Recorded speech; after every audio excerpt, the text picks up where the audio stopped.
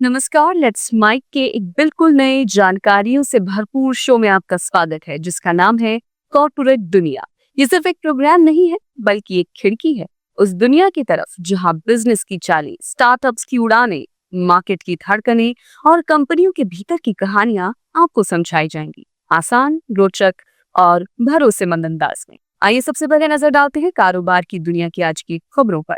रक्षाबंधन पर देश भर के बाजार सज धज कर तैयार हैं। Confederation of all India traders का अनुमान है कि इस बार राखी पर देश भर में 17,000 करोड़ रुपए का कारोबार हो सकता है, जो पिछले साल के मुकाबले 22.5% ज्यादा है। इस बार रक्षाबंधन देशभक्ति के रंग में भी रंगा रहेगा। 9 अगस्त को रक्षाबंधन के साथ ही भारत छोड़ो आंदोलन की वर्षगांठ भी है, जिससे देश प्रेम और भाई बहन के प्रेम का अनोखा संगम देखने को मिलेगा। बाजार में इस बार थीम बेस्ड और इनोवेटिव राखियों की भरमार है। डिजिटल राखी, वंदे मातरम राखी, ऑपरेशन सिंदूर राखी और आत्मनिर्भर भारत राखी। इसके साथ ही इको फ्रेंडली राखियों जैसे बीज, मिट्टी, खादी, बांस और कपास से बनी राखियों की भी काफी मांग देखी जा रही है। इस साल अलग अलग राज्यों के लोकल कल्चर को दर्शाती राखियों की भी बिक्री बढ़ी है। इनमें कोसा राखी, छत्तीसगढ़ की जूट राखी, कोलकाता, नागपुर की खादी राखी, पुणे की बीज राखी, झारखंड की पांस राखी और बिहार की मधुबनी राखी प्रमुख हैं। इनमें से कई राखियां स्थानीय महिला एंटरप्रेन्योर्स और सेल्फ हेल्प ग्रुप्स बना रहे हैं। इससे महिला सशक्तिकरण और लोकल आर्ट को बढ़ावा मिल रहा है। इस बार केवल राखियां ही नहीं, बल्कि गिफ्ट आइटम, मिठाइयां और फल जैसे उत्पादों पर भी राखी के मौके पर 4,000 करोड़ से ज्यादा के कारोबार का अनुमान है। अमेरिका के राष्ट्रपति डोनाल्ड ट्रंप ने भारत के साथ टैरिफ का मुद्दा हल होने तक व्यापार वार्ता की संभावना से इनकार किया है। एक प्रेस कॉन्फ्रेंस में ट्रंप से ओवल ऑफिस में पूछा गया था कि क्या उन्हें भारत पर 50% टैरिफ लगाने की घोषणा करने के बाद व्यापार वार्ता आगे बढ़ने की उम्मीद है। ट्रंप ने कहा कि तब तक नहीं जब तक ये मुद्दा हल नहीं हो जाता। To follow up on the India tariffs, do you expect increased trade negotiations, since you've announced the 50% tariff? No, not until we get it resolved. Mr. President. पिछले हफ्ते ट्रंप ने भारत पर 25% जवाबी शुल्क लगाने की घोषणा की थी, जो 7 अगस्त से लागू हो गया। अमेरिकी राष्ट्रपति ने एक एग्जीक्यूटिव ऑर्डर पर भी हस्ताक्षर किए, जिसके तहत रूस से तेल की खरीद के लिए भारत पर अतिरिक्त 25% टैरिफ लगाया गया। इसके साथ ही कुल टैरिफ 50% हो गया, जो अमेरिका की ओर से किसी भी देश पर लगाए गए सबसे ज्यादा टैरिफ में से एक है। अतिरिक्त 25% का टैरिफ 27 अगस्त से लागू होगा। प्रधानमंत्री नरेंद्र मोदी ने टैरिफ का जिक्र किए बिना कहा कि हमारे लिए अपने किसानों का हित सर्वोच्च प्राथमिकता है और भारत अपने हितों के साथ कभी भी समझौता नहीं करेगा। साथियों, हमारे लिए अपने किसानों का हित सर्वोच्च प्राथमिकता है।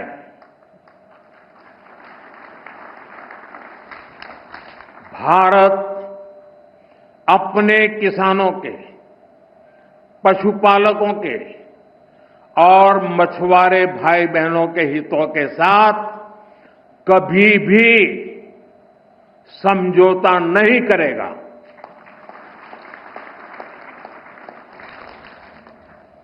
और मैं जानता हूं व्यक्तिगत रूप से मुझे बहुत बड़ी कीमत चुकानी पड़ेगी, लेकिन मैं इसके लिए तैयार हूं। मेरे देश के किसानों के लिए, मेरे देश के मछुआरों के लिए, मेरे देश के पशुपालकों के लिए आज भारत तैयार है।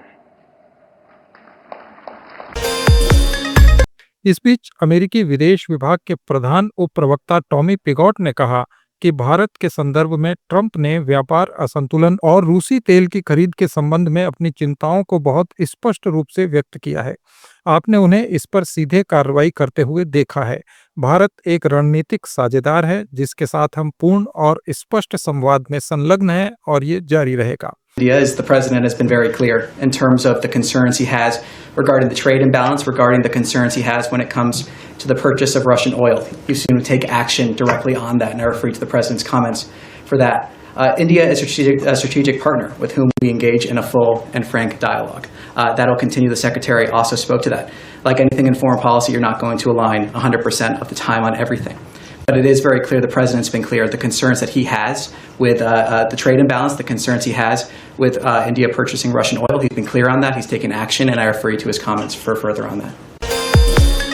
टॉमी पिगोट ने कहा कि अमेरिका और भारत के बीच खुला और स्पष्ट संवाद बहुत जरूरी है। उन्होंने कहा कि दोनों देशों की चिंताओं को सुलझाने के लिए ये संवाद महत्वपूर्ण है। अमेरिकी हितों को बढ़ाने और भारत जैसे साझेदार देशों के साथ बेहतर रिश्ते बनाने के लिए खुला संवाद जरूरी है। इससे उन चिंताओं को दूर करने में मदद मिलेगी जो अमेरिका के लिए महत्वपूर्ण है। Out is an honest, full, and frank dialogue about real concerns that this administration has, that the president has outlined very clearly, addressing those concerns through his actions. He's spoken about them, whether it's about the purchase of Russian oil, whether it's about the trade imbalance. Addressing those concerns is important, and that's part of what it means to have a frank dialogue, to address those concerns that you have, and then hopefully have conversations to see those concerns addressed. So the president's been very clear. His concerns about what he has seen from India speak for themselves. He's truthed multiple times about it. But ultimately, this is about a frank and full dialogue, and that's what it means to advance American interests. That's what it means to really have full diplomatic dialogue with partners to address concerns that we need to see addressed. Mumbai का Dharavi Asia का सबसे बड़ा slum है। हर बार जब मैं मुंबई के लिए उड़ान भरता हूँ, नीचे स्लम मेरी अंतरात्मा को परेशान करते हैं, क्योंकि कोई भी राष्ट्र तब तक वास्तव में प्रगति नहीं कर सकता जब तक उसके इतने सारे लोग बिना गरिमा के जी रहे हों। IIM लखनऊ में छात्रों को संबोधित करते हुए गौतम अडानी ने ये बात कही। उन्होंने कहा कि कई लोगों ने मुझसे कहा कि धारावी बहुत राजनीतिक, जोखिम भरा और प्रबंधन में मुश्किल है, और इसी कारण मैंने कहा कि हमें ये करना होगा। धारावी का पुनर्विकास केवल एक और स्लम का पुनर्विकास की ईंटें बिछाने के बारे में नहीं है, ये उन 10 लाख लोगों के लिए गरिमा का पुनर्निर्माण करने के बारे में है जिन्होंने मुंबई को बनाया लेकिन कभी इसका लाभ नहीं उठाया। Dharavi is Asia's largest slum. It is also one of the world's most complex social, economic, and political ecosystems. Every time I flew into Mumbai, the slums below disturbed my conscience, because no nation can truly rise when so many of its people live without dignity. Everyone told me Dharavi is too political, it is too risky, it is unmanageable. And that is precisely why I said we must do it. And redeveloping Dharavi is not about laying bricks or yet another slum redevelopment project. It is about rebuilding dignity for those 1 million people who helped build Mumbai but never benefited from it. Donald Trump द्वारा भारत से होने वाले 86.5 billion dollar के निर्यात पर 25% अतिरिक्त tariff लगाने का फैसला भारत अमेरिका व्यापार संबंधों में बड़ी अड़चन बन गया है। ये टैरिफ 27 अगस्त से लागू होगा और कुल टैरिफ 50% हो जाएगा। ट्रंप एडमिनिस्ट्रेशन का ये कदम भारत द्वारा रूस से तेल आयात करने को लेकर उठाया गया है। जहां भारत 2024 में रशिया से 41% तेल खरीद रहा था। हालांकि रूस से चीन और टर्की जैसे देश भी भारी मात्रा में ऊर्जा आयात करते हैं, लेकिन सबसे कड़ा कदम भारत के खिलाफ उठाया गया। एक्सपर्ट मानते हैं कि अमेरिका चीन के साथ सीधे टकराव से बचना चाहता है, क्योंकि चीन के पास अमेरिकी ट्रेजरी बॉन्ड्स बेचकर आर्थिक जवाबी हमला करने की क्षमता है। इस टैरिफ से भारत की जीडीपी पर 0.3% तक असर पड़ सकता है। वर्ल्ड बैंक के अनुसार 2023 में अमेरिका की जीडीपी 27.36 ट्रिलियन डॉलर थी, जो दुनिया की 25% इकोनॉमी है। 2024 में ये ग्रोथ 2.5% रही, लेकिन 2025 में इसमें 40% मंदी की आशंका है। अमेरिका का एक्सपोर्ट जीडीपी में केवल 11% का योगदान करता है, जिससे टैरिफ युद्ध का घरेलू असर सीमित रहता है। ब्रिक्स कंट्रीज की कुल इकोनॉमी 26.6 ट्रिलियन डॉलर तक पहुंच गई है। चीन 18.3 ट्रिलियन डॉलर और भारत 3.4 ट्रिलियन डॉलर के साथ सबसे आगे है। इंडिया की ग्रोथ रेट फाइनेंशियल ईयर 2024 में 6.5% रही, जबकि चीन की 5%। प्रतिबंधों के बावजूद रूस की इकोनॉमी 2.2 ट्रिलियन डॉलर रही। 2024 में अमेरिका ने अपनी 70% तेल जरूरत घरेलू उत्पादन से पूरी की। इससे वो ग्लोबल ऑयल क्राइसिस से काफी हद तक बचा रहा। हालांकि रूस से अमेरिका 3.3 बिलियन डॉलर के प्लेटिनम और टाइटेनियम जैसे उत्पादों का आयात करता है। ब्रिक्स कंट्रीज रूस के सबसे बड़े ऊर्जा खरीदार हैं। चीन 219.5 बिलियन डॉलर और भारत 133.4 बिलियन डॉलर का तेल रशिया से खरीदता है। यही नहीं, ब्रिक्स द्वारा डी-डॉलरीकरण और स्थानीय मुद्रा में व्यापार की कोशिशें डॉलर की वैश्विक सत्ता को चुनौती दे रही हैं। भारत ने अमेरिका के टैरिफ का जवाब रणनीतिक साझेदारियों से देना शुरू किया है। यूरोपियन यूनियन और ब्रिटेन के साथ फ्री ट्रेड एग्रीमेंट्स भारत के एक्सपोर्ट को नए मार्केट दे सकते हैं। मेक इन इंडिया और PLI स्कीम जैसे कदम घरेलू मांग को मजबूत बना रहे हैं। इंडिया का ब्रिक्स के भीतर बढ़ता सहयोग और दक्षिण पार्टनरशिप को बढ़ावा देना अमेरिका के आर्थिक प्रभुत्व को संतुलित करने की कोशिश है। इस नए ग्लोबल सिनेरियो में भारत को अपनी डिप्लोमेटिक और इकोनॉमिक मूव्स सोच समझकर उठानी होंगी। टमाटर, प्याज और आलू की कीमतें घटने से जुलाई के महीने में घर में पकने वाली शाकाहारी थाली सालाना आधार पर 14% सस्ती होकर 28 रुपये 10 पैसे पर आ गई।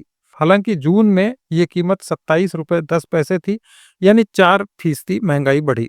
क्रिसिल की रिपोर्ट के अनुसार चिकन सस्ता होने से मांसाहारी थाली 61 रुपये 40 पैसे से 13% घटकर अब 53 रुपये 50 पैसे की पड़ रही है।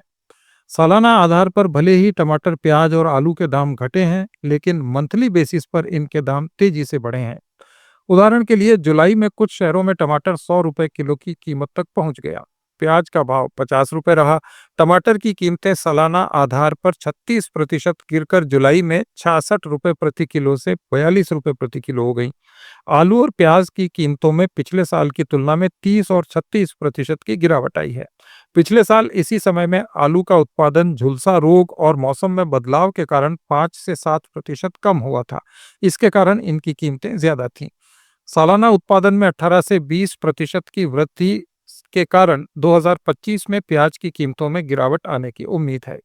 कच्चे खाद्य तेलों पर मूल सीमा शुल्क में कमी के बावजूद वनस्पति तेल की कीमतों में पिछले साल की तुलना में 20% तक की बढ़ोतरी हो गई है, क्योंकि कम BCD का लाभ अभी पूरी तरह से ग्राहकों तक नहीं पहुंचा है। OpenAI ने अपनी अगली पीढ़ी के मॉडल GPT-5 को लॉन्च किया, जो सभी के लिए मुफ्त में उपलब्ध होगा। कंपनी के CEO सैम ऑल्टमैन ने कहा कि भारत, जो अभी OpenAI का दूसरा सबसे बड़ा मार्केट है, जल्दी ही दुनिया में सबसे बड़ा मार्केट बन सकता है। सैम ऑल्टमैन ने भारत को बहुत तेजी से बढ़ता हुआ बाजार बताया। उन्होंने कहा कि यहाँ के लोग और कंपनियां जिस तेजी से AI को अपना रहे हैं, वो जबरदस्त है। उन्होंने कहा कि भारत हमारे लिए अमेरिका के बाद दूसरा सबसे बड़ा बाजार है और ये सबसे बड़ा भी बन सकता है। यहाँ के लोग AI के साथ जो कर रहे हैं, वो बहुत ही उल्लेखनीय है। 32 months ago, we launched ChatGPT. And since then, it has become the default way that people use AI. In that first week, 1 million people tried it out. And we thought that was pretty incredible. But now, about 700 million people use ChatGPT every week and increasingly rely on it to work, to learn, for advice, to create, and much more. Today, finally, we're launching GPT-5. GPT-5 is a major upgrade over GPT-4 and a significant step along our path to AGI. Whereas the previous generation of model increasingly helps to improve the data and generate the training for the next generation of models. One of the top use cases of ChatGPT is health. People use it a lot. You've all seen examples of people getting day-to-day care advice or sometimes even a life-saving diagnosis. GPT-5 is the best model ever for health, and it empowers you to be more in control of your healthcare journey. We really prioritized improving this for GPT-5, and it scores higher than any previous model on HealthBench, an evaluation that we created with 250 physicians on real-world tasks. ये थी corporate जगत की आज की कुछ अहम खबरें। Updates के लिए जुड़े रहिए लेट्स माइक के साथ।